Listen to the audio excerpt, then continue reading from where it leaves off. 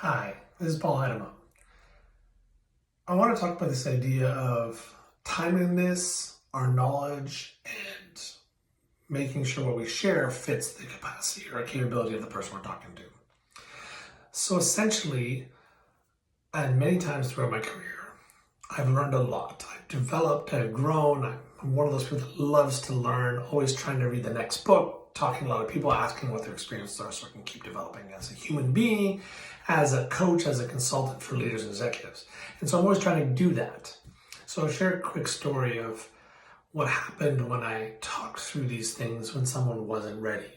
So it's happened a few times to me that I believed what I knew would be useful for someone to hear. So even a conversation that I had in the last few weeks, where I was talking through and asking questions around, how do you show up as a leader? What have you developed as a people manager? How do you believe you can grow and develop? And when I shared these things and saying what I'm trying to do, often people respond with, hey, that's really great, or this is what I've been learning, and tell me a story and talk about their experience. We have a really wonderful experience and conversation that really helps us both grow.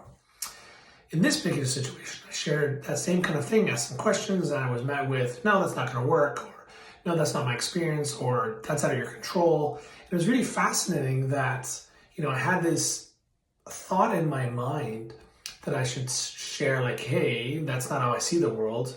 The actions I put in, the energy I contribute, the value and how I show up really matter and can shift people, shift me, and shift others.